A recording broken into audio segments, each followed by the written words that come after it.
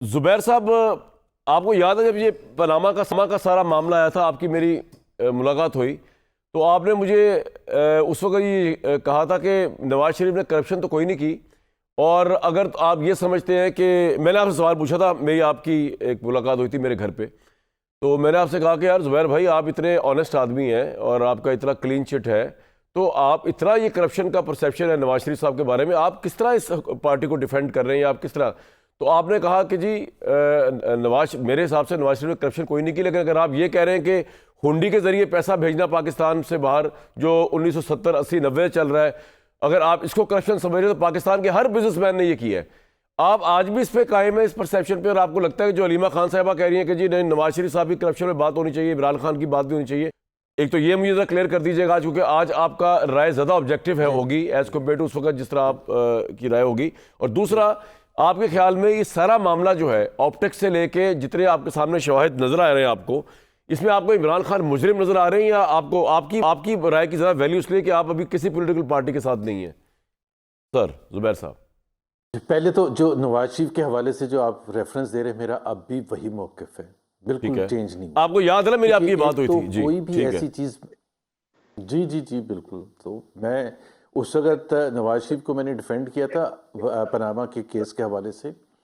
لیکن آج بھی، اور وہ اس کی اتنی انویسٹیگیشن ہوئی، پتہ نہیں جے آئی ٹی بنی، سب کچھ ہوا، لیکن کبھی بھی ہمیں یہ نہیں بتایا، نہ کورٹ نے بتایا، نہ جے آئی ٹی نے بتایا کہ جی اس دن یہاں سے پیسہ کیا تھا اور اس کے تھرو یہ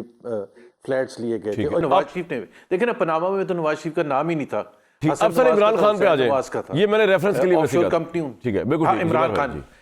کیا خیال آپ کا؟ عمران خان پر آ جاتے ہیں۔ پہلی بات یہ ہے، دیکھیں میں بڑا کلیئر ہوں جی،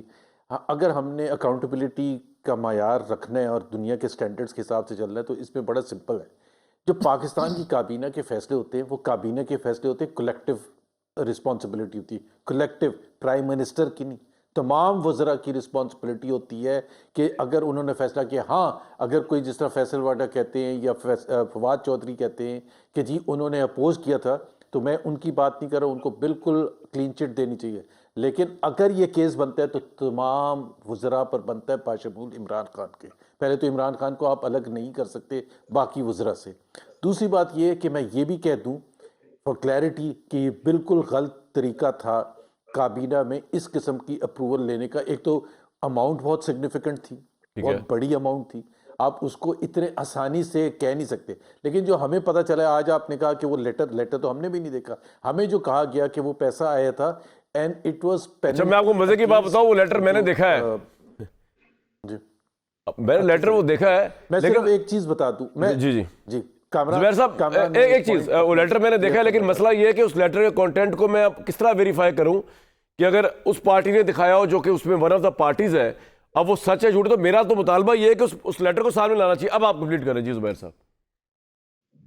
جی اب میں یہ کہتا ہوں کہ ہیونگ سیڈ کہ وہ کابینہ نے یہ فیصلہ نہیں کرنا تھا، اور اگر کیا ہے تو کلیکٹیو رسپانسبلٹی، لیکن